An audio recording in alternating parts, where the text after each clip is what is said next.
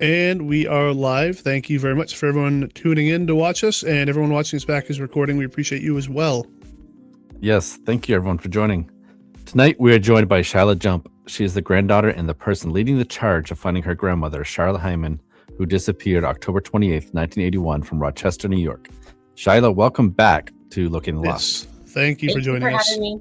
Yeah, thank you guys. So, you reached out. You let us know you had a few updates to go over with us and you wanted everyone to know. So, if you don't mind, for the people just watching this for the first time that are not familiar with your grandmother's case, if you could go back over all that with them real quick here. Or not real quick, take your time. We have plenty of time.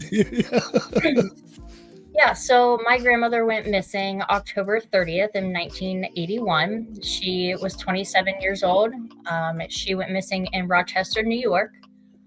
She originally lived on Alexander Street, but she went missing from Rochester Psych Hospital after she had left. She was there for a few days after a alleged or assumed drug overdose. So she was admitted, and then the day that they gave her a 4-hour pass, she left to go pay her rent. She did verbalize that a man was looking for her, and a man had come to that hospital looking for her that day. So she was released, and she never made it to pay her rent. She never contacted her landlord. She never picked up any of her belongings. Her purse, her wallet, everything was left at her home. She, at the time, had a daughter, my mother, Elisa, who was here in Ohio, with my great-grandmother, Alice, when she went missing. So they searched as much as they could and got to Rochester as much as they could. Unfortunately, she wasn't reported missing until a month after she actually went missing. And unfortunately, the police... it's assumed that they thought that she had moved back to Ohio, which she had not. And they also assumed that she had killed herself, which there's no reason to believe that she had killed herself. So they stopped looking for her, and the case went cold. So the case originally went cold in 1984. I decided about a year ago, in March of 2025, to start looking into the case, to start opening it back up, seeing where the case stood at Rochester Police Department, who is the original police department handling the case, and that took the missing person case. So I reached out to them to make contact. They were hesitant to talk to me at first, and then I explained that I was coming to Rochester, and I wanted a meeting with them because I wanted to discuss what had happened on her case, what can we do moving forward, what evidence do they have, all of the things that I could gain from their investigation to help me find her. They admitted in phone calls, that they did believe that she just moved back to Ohio, like a lot of people had said. So did they tell you that they spent time actually looking, or they just believed what people told them? So originally they did go looking. They had an eyewitness report that she was at a mall in Rochester. It's no longer there.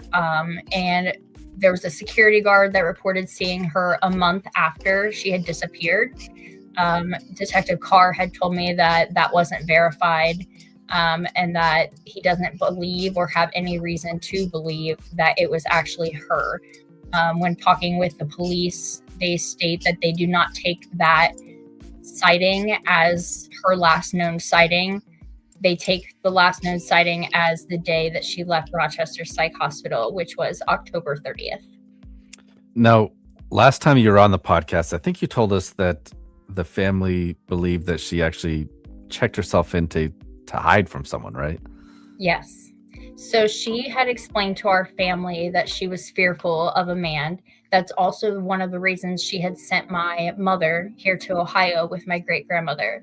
She had told my great-grandmother to keep my mom and don't let anybody take her. and was very serious about that. Charlotte at the time was in college at Monroe Community College, so she wanted to finish out her degree.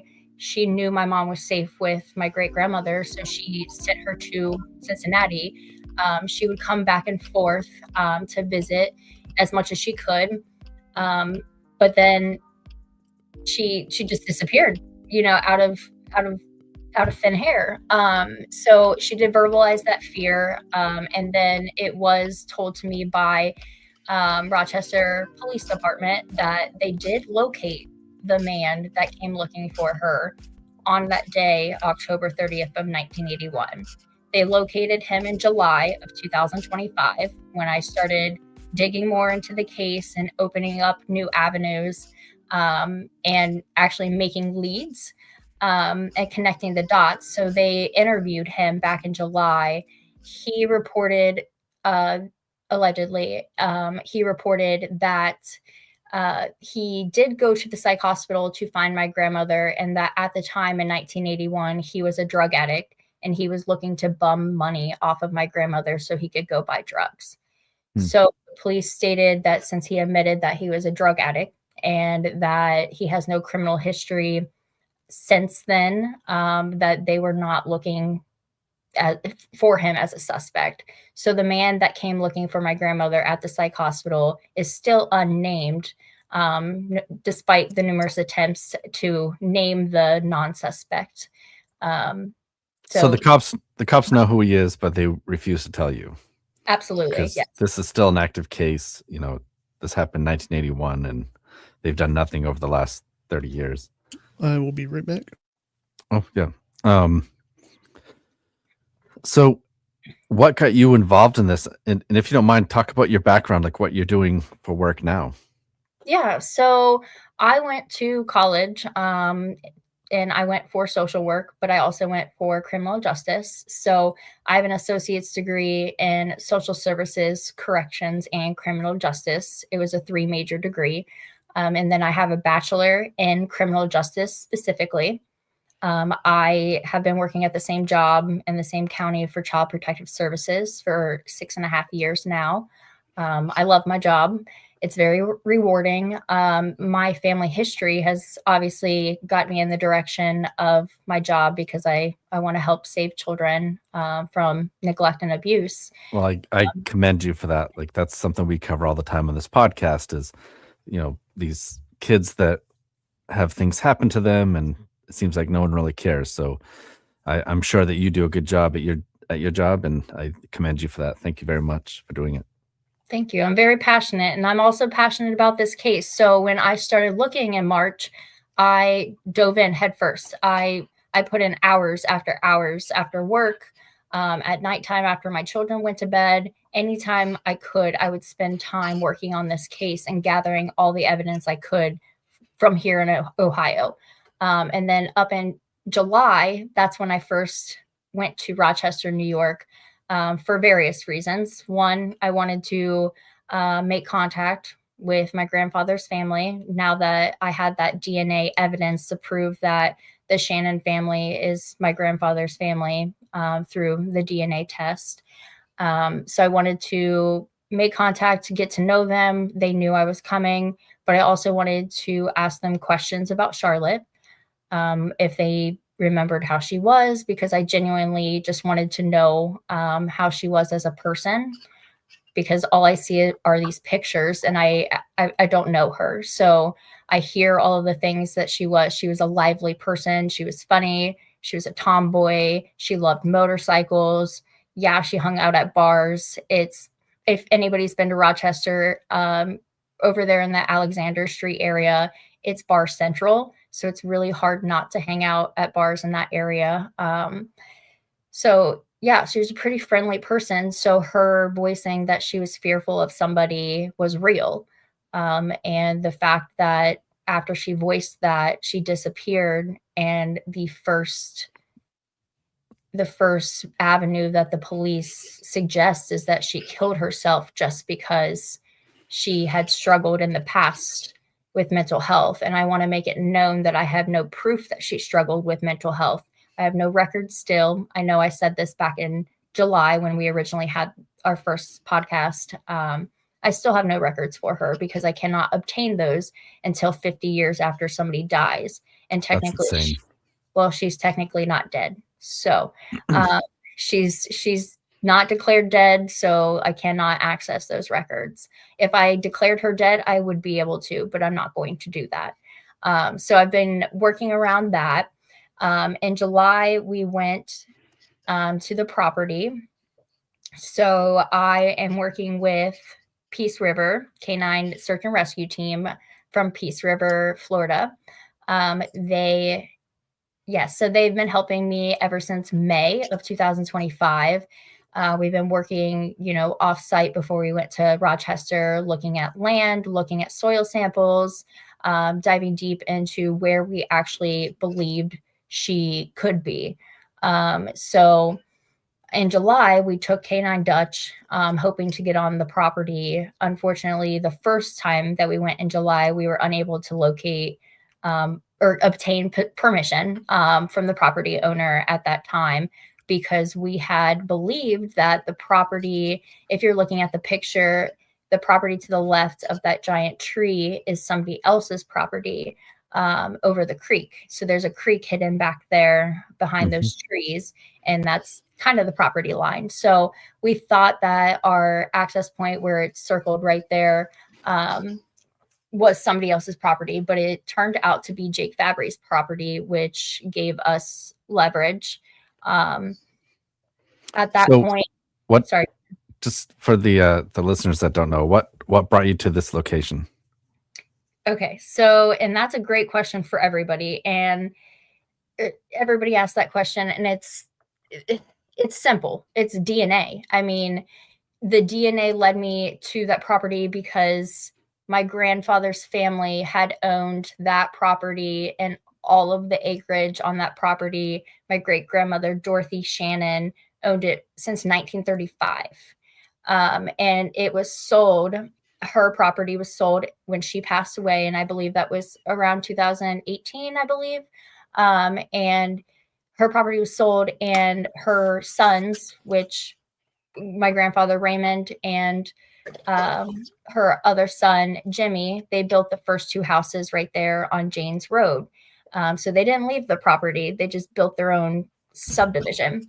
And then all of a sudden, their sister built the third house, and then their other sister built the fourth house, and they all lived there on Janes Road. Although Dorothy's land was no longer their land, they were still on the property. And if you know the area and you go over there, if you look out Raymond's back deck, you can see, like, he can watch that area and he can see that area. He walks that area daily. Do you think that they don't know anything, right? That his kids or grandkids, I don't even know which ones you talk about now. It's his kids that still own these properties? So on Janes Road, Jimmy, who is in his 70s, he owns the first log cabin house, and then Raymond, which this is all public record, by the way. So Raymond owns the second house, which was built around 1981 when Charlotte went missing. The third house and the fourth house was built by their sisters, Janet and Mary. So recently in 2021, Jake Fabry bought that fourth house. So the fourth house no longer belonged to a Shannon family relative, which gave us the in. So luckily, I didn't have to gain permission from the Shannon family to get on the property. It was no longer theirs. So that gave me the in to access where we thought she was. And the simple answer is I picked that area because it's a family compound. They never left. They were born there, raised there. I mean, Raymond lived in his mom's home until he was like 20 something. So like he has never left that corner of property in his entire 72-ish years of life. Do you think that maybe he told them, don't ever let this property leave the family type of thing? So through the grapevine, when I was talking to Sarah Shannon back in April, May, She had explained to me that after Dorothy had passed away, that all the siblings got together, which there's 5 boys and 2 girls. So all the siblings had got together and wanted to sell Dorothy's land. Well, I was told that everybody wanted to sell except for Joseph Shannon. Unfortunately, before all of that went down, Joseph had a heart attack in Jimmy's home and passed away. And then they sold Dorothy's home. Was Joseph the oldest? Joseph is not the oldest. The oldest is Jimmy. Okay. I'm just wondering why he would. And the youngest would be my grandfather, Raymond. Gotcha. All right. So you gained access to this property. What did you guys do? Like, how did you select this location as far as like that tree and all that? Yeah. So on July 7th, when we went originally, we used the physioelectric device. And I know that's a big word. And I don't want to use the word gizmo because that like downplays the science of it. And science is honestly really cool. So the physioelectric device picks up magnetic frequencies. As best as I can explain this, I'm not a scientist, remember that. So it picks up magnetic frequencies of your bones. So although you don't know it, your body does have a magnetic frequency. Everybody has a frequency. So this device they put Caucasian bone in it and they put our family's DNA in it. Using that, it then pinpoints where the DNA is hitting, which is really cool. And it sounds like mysterious and bizarre. But it really works. So we started from one point off of the property because at that point we didn't have permission.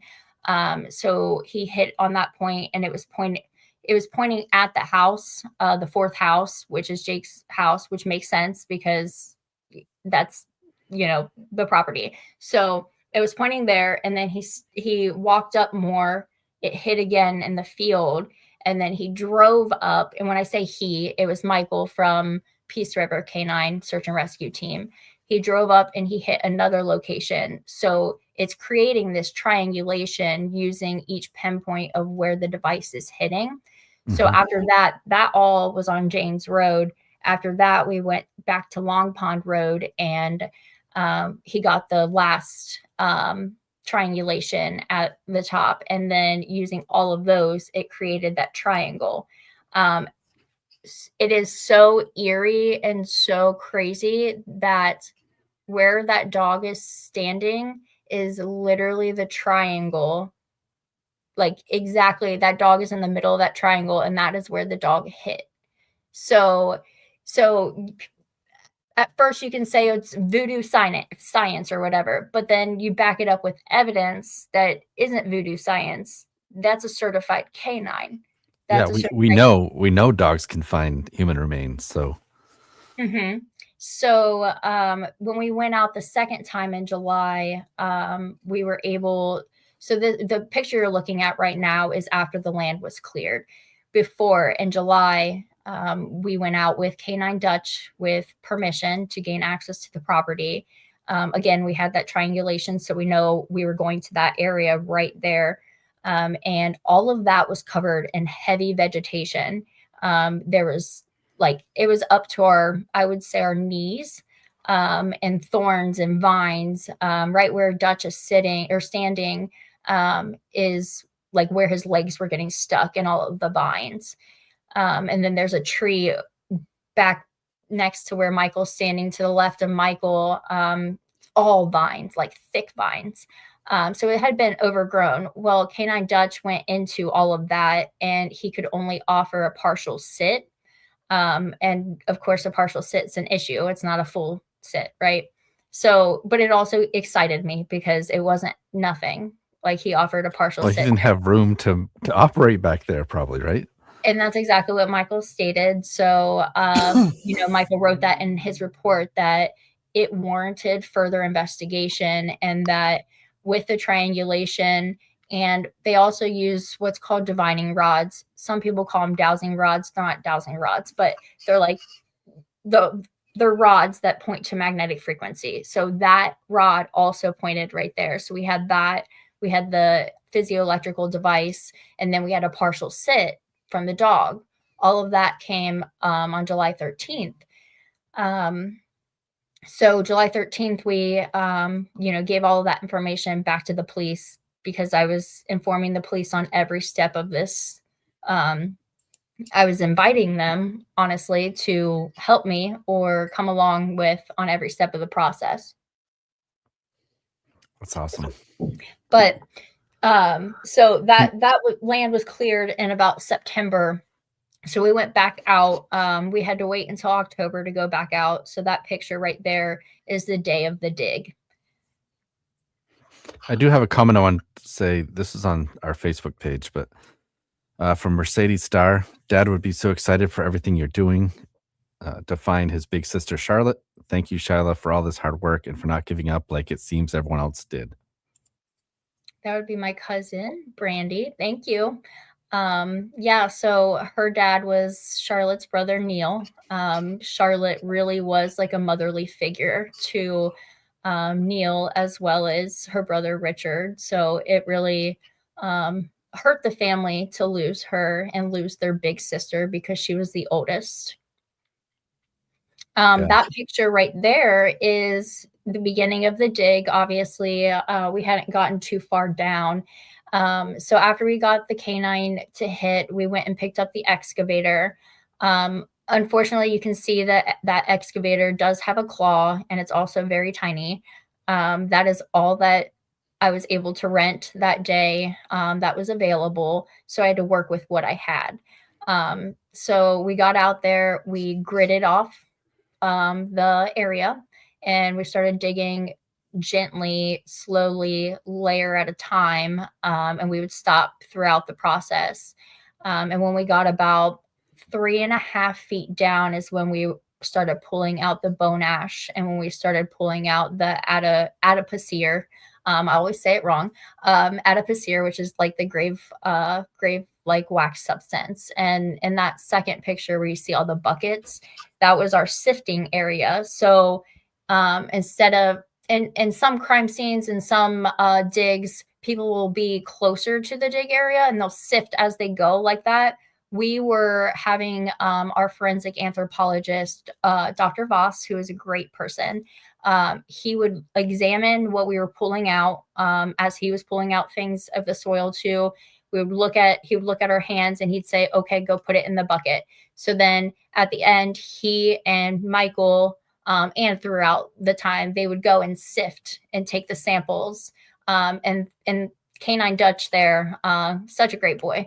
Canine Dutch would go over to those samples and he would hit, which means he was hitting on remains. Okay. Right.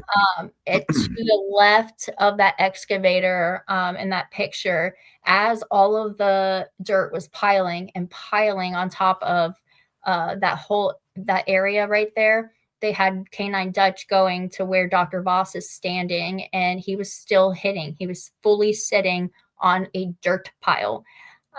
So I mean, it just kept happening. And you mentioned something in passing. I don't think everyone caught that, but you called it graveyard wax. Is it grave-like wax? So it's adipocere. Right? Yeah. So what is that?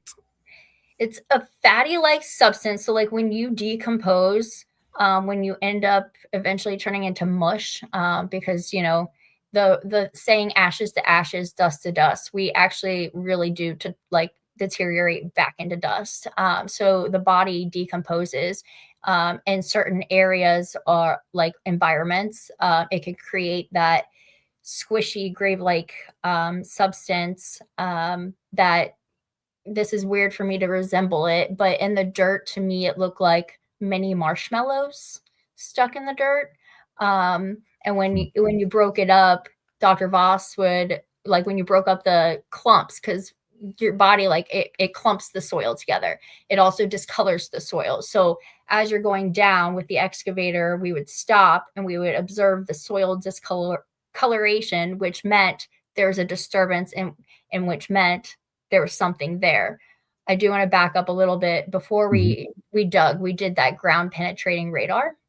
And that shows when they're going over the area, that shows disturbances in the land and how far down they were. And they got positive disturbance 4 to 7 feet down. And that was after the dog hit. So that's where we knew to start digging there, is because that is where the disturbance in the soil showed on the ground penetrating radar. And we then visually saw it. So as we got down, we could see the discoloration in the soil. And then that's when we were finding the adipocere over to, I'm like pointing, over to the left of, when you're looking at the photo of the excavator, to the left of that is where all the adipocere was coming out and all of the activity, as well as the titanium was all hitting in that area. Wow. I do have a comment here from Jess. I think this is absolutely wonderful what you're doing. Keep going and never let anyone stop you. Thank you. I appreciate that. I also put in the comment section a link to your Facebook page. Yes. It's called Charlotte Heimann Missing 1981. So there's a link there. So if anyone wants to join that Facebook page, keep up with what you're doing. Yeah, so I update that Facebook page as much as I can. I've been putting some of the TikTok videos over on that page because I know that some of the followers on Facebook do not have TikTok and they do want to see, the videos and evidence. That whole day between my sister and I, and our cameras, I had a GoPro and she had a body camera on. So we each captured 5 hours of video footage. So when we got back from that dig and all of this information is being absorbed, people were wanting answers and they were wanting videos and all of the updates. We had to go through all of these videos because, 5 hours of footage, nobody's going to read into. So that picture right there was actually from one of the videos. Yeah, and on your page, like you just mentioned, you have all these different little video snippets of things. So I do suggest you guys follow the page. Along with, I was going to try to find it. I'm having a hard time finding it now, but some of the audio that when you're speaking to the detectives, they basically are trying to blow you off, right? But you're not going to let them do that, are you? No, so there's one thing about me. I might be small. They say small but mighty. That's very factual about me. I have what they call like some fire in my soul. I don't tend to back down from a challenge. I'm very persistent and I'm very passionate about justice. I mean, my work shows, the passion of justice I have. And it just makes me want to fight harder because the big thing about this case that makes me really sad is her case was dismissed because she had alleged mental health. And we need to make this very known that the stigma of people in mental health, they automatically said, oh, because she has mental health and she was in the psych hospital, she killed herself. That doesn't automatically mean, and they said, oh, she feared a man, she was paranoid. And then they got farther into it and they said, during our interviews back in the 80s, all of her friends and all of her acquaintances and everybody at the bar was reporting that she always thought somebody was after her and she was paranoid. So all of that fed into the police's, I guess, their picture that they wanted to paint of Charlotte just going to kill herself. And their dismissal.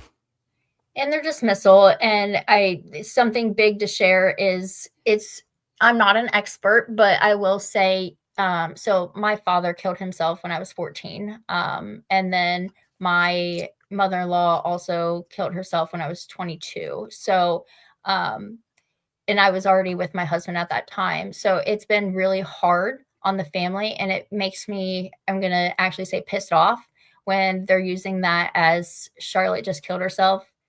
They don't have a body. Where's the body after, 44 years? Where's the proof that she had actually killed herself?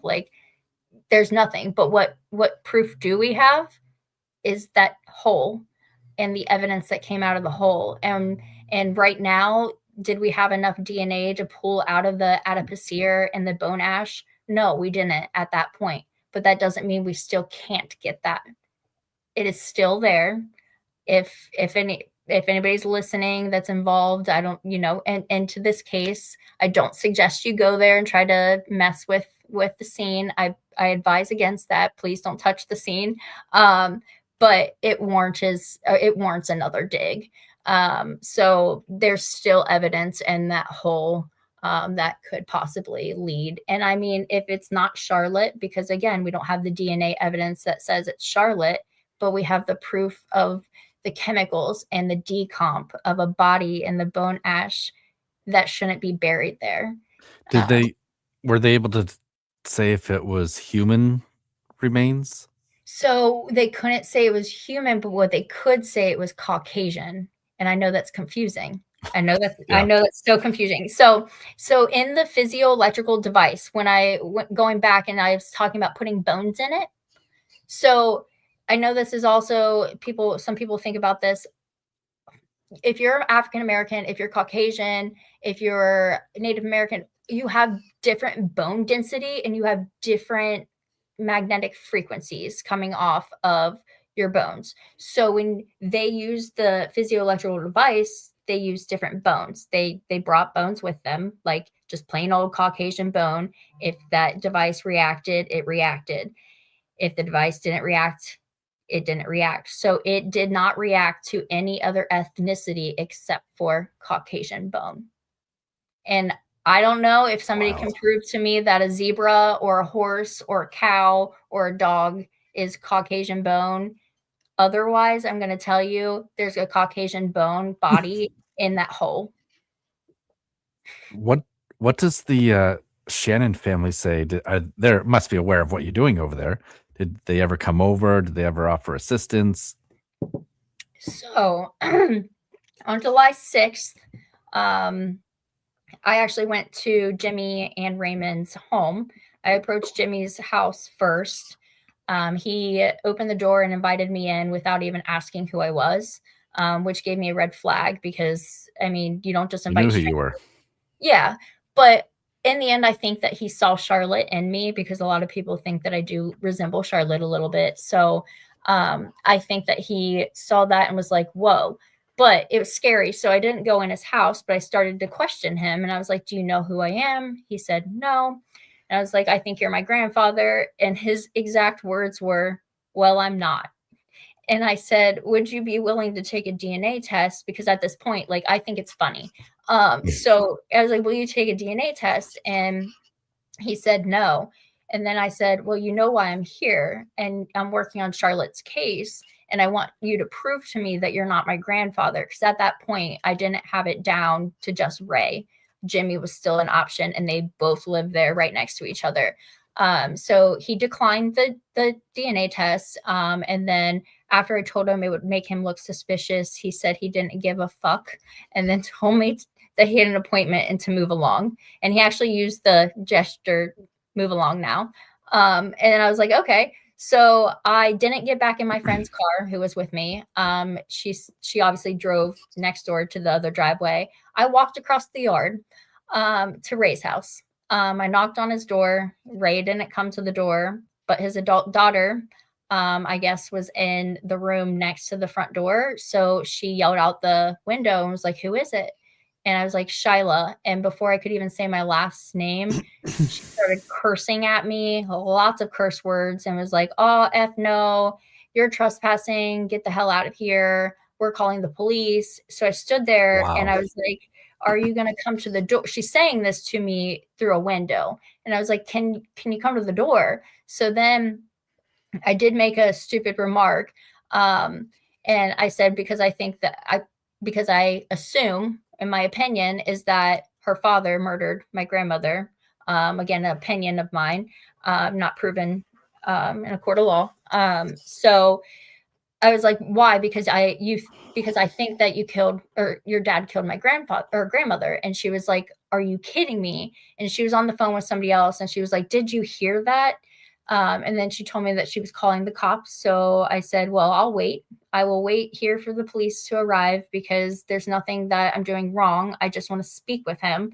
Also, she doesn't own the home. Ray owns the home, and he never came to the door. He never told me I was trespassing and never told me to leave. So she can't really tell me that she doesn't reside there. So I ended up leaving because I didn't want to piss her off anymore, because I actually was fearful that I was going to get attacked. I'm going to say it. She came around the corner in a bath towel, and only a bath towel. And she came around so fast at the front door that I really thought she was coming out the front door at me.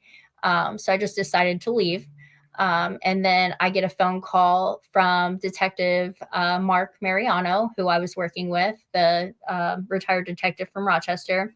And he said that Greece police got a phone call and the Shannon family wanted a warrant out for my arrest. And I asked them why. And he said for harassment.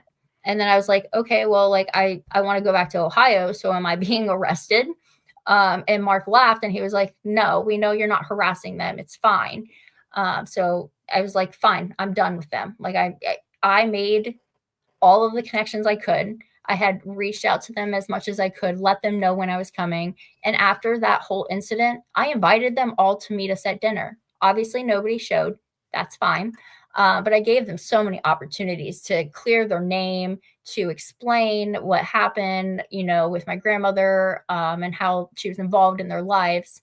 So I left it at that. And since then, of course, they're angry. I would be angry too. I'm alleging, or I'm assuming, and I have an opinion that their father, murdered my grandmother. And I know I would be angry too. But I would also just personally, I would want to clear my dad's name. I would want to prove that the person that is claiming all of this was false. Right. So it surprises me. I have reached out to a couple of the family members that have talked to me. Recently, I made a big connection with somebody that was very close to the family, which is great. I'm hoping that gets some progress. But overall, they are upset. The day of the dig, Raymond did come out of his house multiple times. He walked his dog straight down the sidewalk towards where we were digging, and then he stood at the telephone pole and watched. He watched us dig 3 separate times, and I have it on video. And this man could have walked the opposite way out of his house. He didn't have to walk towards where we were digging, but he chose to because he wanted to watch, and that's gross. After the 3rd time of him doing that, I was at the driveway of the 4th house. I was just like, looking good, Grandpa. And I did say that to him because I was mad. I was pissed off. So I yelled, looking good, Grandpa. And then I screamed, justice for Charlotte. And then I shut up. But then I videotaped him because he was on a public sidewalk. He went straight to his neighbor's house to get his old lady neighbor involved. And I have a video of her like coming out of her house, like, what's going on? And then you could see him saying, that girl over there thinks I'm a murderer. And the old lady goes, how dare she? Oh my gosh. It's very great video. So he was just trying to clear his name. And like, you're doing a really great job at, hiding yourself or making yourself known. So they are aware of it. And since July, back in October, after the dig and everything happened with the dig, the police did interview him. I completely don't agree with the interview. Of course, he and I've learned this about Raymond, that he is very controlling and manipulative, and he likes to make himself look like a good old boy.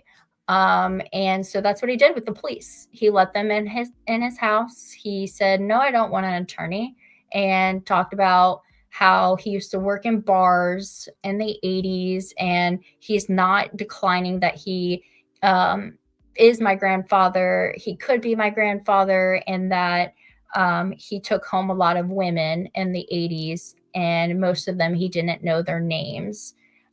So he could be my grandfather from that. And he claimed he didn't remember Charlotte, didn't remember her picture, but the physioelectrical device showed our family's DNA at that spot on that land. There's no reason for my grandmother Charlotte's family DNA to be in the ground on that land.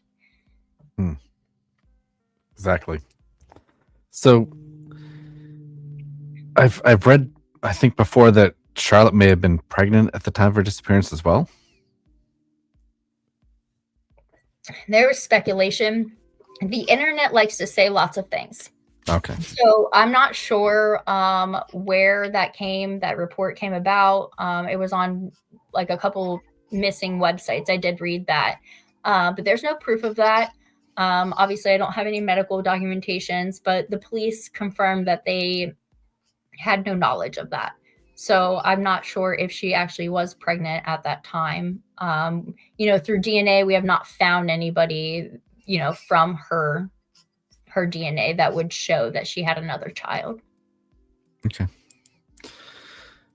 So if people watching want to continue following your story, where would they go?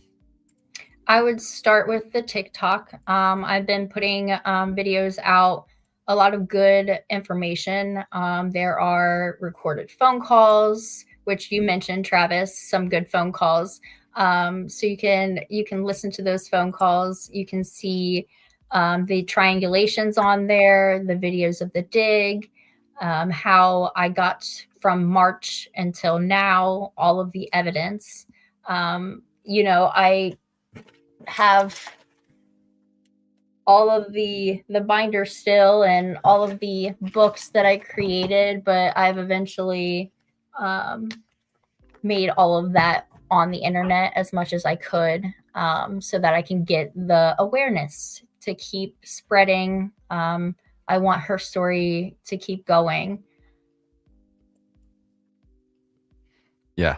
I mean, you're putting in a lot of work, and actually this still shot here, you have a funny video. It says, this like what is that song? Something about work. You gotta work. Yeah, it was like a soldier song, like a boot camp song. And surprisingly, I did not expect that video, which is like a 9-second video, to go that big. And when I say that, to me, TikTok, it says 588,000 views, and it says 18K likes. I would never in a million years think that I would ever get that on anything on social media. So I'm just happy that many people viewed the video, and it makes me happy when I can see more views on all of her videos, because it means the word's getting out there. All right, yeah. People are paying Here's the attention video. to it. I'll pull that. Oh, you're gonna embarrass me. Oh, okay. Not another day's of work. Hard work. That's what they say. Hard work. Some up. Hard work. Not another day's of work. Hard work. So how far did you end up going? Because you said it was between 4 and 7 feet deep. Did you guys get all the way down to 7 feet deep? That excavator would have fallen in, and I would have been like trapped by the dirt. It eventually would have collapsed on me. So unfortunately, that excavator would only get down like 3.5 feet. So that's why I said that another dig is warranted, because we did get to 3.5 feet, and that's when we were hitting and getting all of the positive, bone ash and the adipocere. So it started there. It needed to go further. And the police wouldn't help you dig deeper? So on the day of the dig, when we got to the property with the excavator, I called Rochester Police Department and Greece Police Department, and I invited them. I said, hey, we're going to be here all day. If you would like to come advise us if we're doing anything wrong, join us. Obviously, I would like their expertise to ensure that everything goes smoothly.